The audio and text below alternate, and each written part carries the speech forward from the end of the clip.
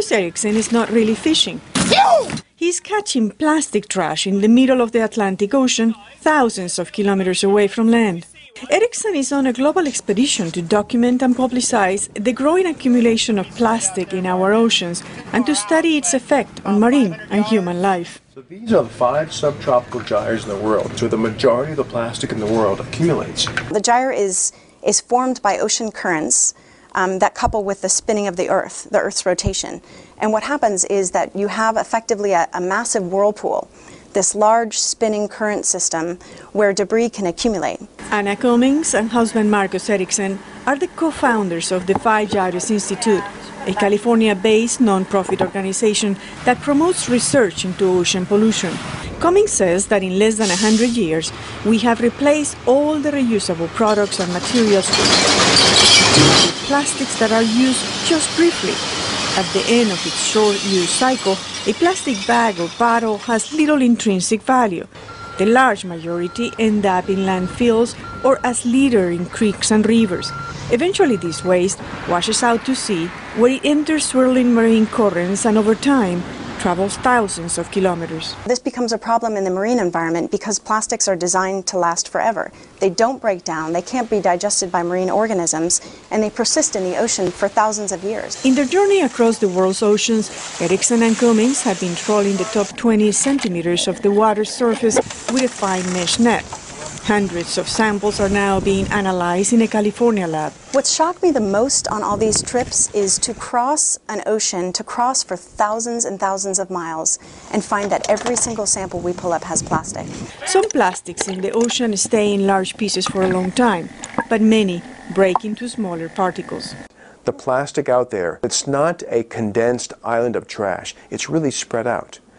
That it's this plastic soup that is from continent to continent. Animals mistakenly eat the smaller pieces of plastic or feed them to their young. Roughly 43% of all marine mammals, 86% of all sea turtle species, and 44% of all seabird species have been found with plastics in or around their bodies. 35% of the samples of fish that we collected in the North Pacific had plastic in their stomachs. 5 Gyres Institute and its research partners are now documenting the way plastics are entering the ocean food chain and their possible link to humans. I had a chance to do what's called a body burden analysis on my own blood. We looked into my blood serum to find, do I have these same chemicals that we know stick to plastic? And we found in my blood trace levels of PCBs, DDT, PFCs, and higher levels of flame retardants. We don't know how these chemicals entered my body. As a woman, I know that these chemicals in my body will pass on to the next generation. As part of their effort to raise public awareness of the plastic trash problem, Ericsson and his partners 3 years ago built an ocean-going raft using 15,000 empty plastic soda bottles. Naming their vessel John Raft, they set out from California to Hawaii, sailing through the North Pacific Gyre.